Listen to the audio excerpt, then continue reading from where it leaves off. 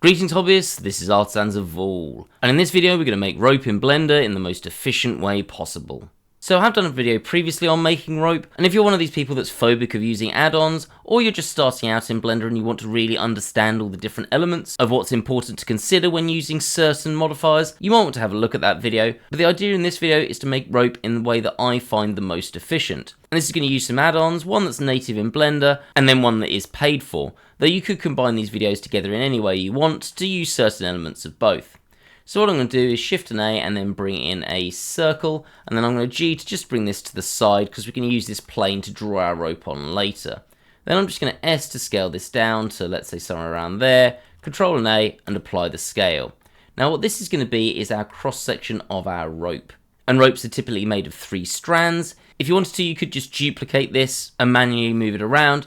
I'm going to press Q to activate hard ops, go to mesh tools and then radial array, and I'm just going to do something like that, so we've got that sorted already, and then I can apply all. Now to be clear, hard ops is paid for, but it does come with a lot of really useful tools. So entirely up to you with which way you go. Now this next section is going to use an add-on that's entirely free and included within Blender. So let's activate that. We're going to go to Edit, Preferences, come to Add-ons, and we're going to type in Tiny, and we want to activate TinyCAD, which is just here. Save your preferences, and it's going to give you a tool to save you a lot of time. So what we want here is just the outline, and if I go into vertex mode, we haven't got the outline, we've got all these internal parts of these circles, and if I start deleting out vertices like this, then we're going to lose the geometry that we need to connect. The other option here is that we could start merging things together and guesstimating about where things go, but that's not going to make a really smooth outline to each of these parts that would be an individual thread. So instead we're going to go into edge mode and just select the edges that are involved. I could just press A actually to select everything, and then I'm going to right click, go to TinyCAD, and I'm going to click intersect selected edges.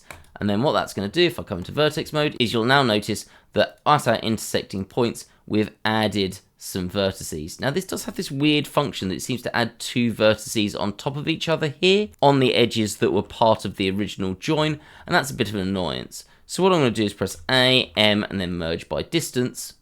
And then I'm just going to select all of the internal geometry that I don't want anymore. So just those, and we're going to delete those out. So at this point we've got our rope cross section, and then we just need to come into our modifiers, go to add modifier, and we're going to add a screw modifier. And this looks like a bit of a messy donut to begin with until we apply the screw, and we can use that to make our rope. Now we can either have this more stretched or less stretched and more compressed. I think I'm going to go for about there. I think that looks about right. And then we're going to apply all, so we've got that ready to go. Now once again, just because this is important, do Control A and apply the scale, otherwise we might have some problems later, and if you decide to resize this, make sure you do that. Then we need a curve to add our rope to. So I'm going to use Cablerator for that, so Shift Alt and C, but you could use any sort of curve from the curve menu, and I'm just going to draw some big over the top rope here, so let's go with something like that. And that's going to immediately convert that into a cable. We're not really worried about the cable for this, so in fact I'm actually just going to S and scale that down. It's almost irrelevant to us, and we've got that ready to go. The other way we could do this with Cablerator, if I just make a cube, let's S to scale that up, and then let's G that there, and then duplicate that, is I could come in, Shift Alt and C, create a cable, and Control click there, and D to let's make sure that's a bit more dangly. So we could do this either way, and for each rope that we've got, we're going to need a duplicate of this rope section. From this point on, if you watch that original video, you're going to see how much of a difference this makes on fiddling. There's going to be no worrying about where origins are, no moving things around. All I'm going to do is select my cable, Shift select my rope, Control Alt C, and convert my curve to a mesh cable. And there we go, we've got our rope. And I can do the same thing over here if I want to have a dangling rope instead. In fact, let's undo that and just make one duplicate because I've got something to demonstrate with that later. Now what's cool about this is I can still come in and edit the curve. So for example, if I select that curve here and go to edit, I can still grab individual points and for example extrude out more if I wanted to, or just move original ones around. So I could press G and move that there, and it'll sort out the lengths of my rope automatically. So this is just really nice. The one thing I want to mention about this, and this is 3D printing related, is that this does do a lot to make this 3D printable.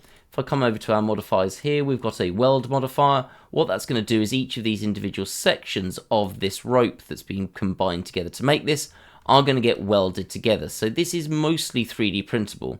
The only thing I have to do is, if I apply this, is come into edge mode and then select this edge here and then press F to fill that cap, and I'll need to do the same on the other end if I want to 3D print this. Now, if you are particularly eagle-eyed or know much about Cablerator, you will also know that this does have a rope function itself, but that is a very different thing.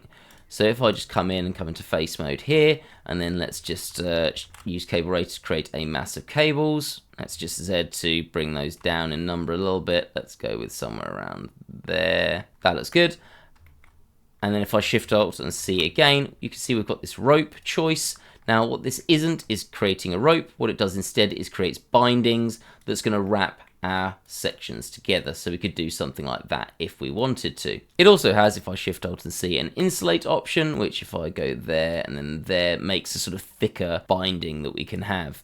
So this doesn't necessarily create ropes, though actually if I just G and then S to scale that down and apply the scale, we could use this to create ropes. So I can do exactly the same thing, Shift Alt to C, and then convert curve, and I'm going to just need to press S to make sure that my curve in the middle is small enough that we can see the rope.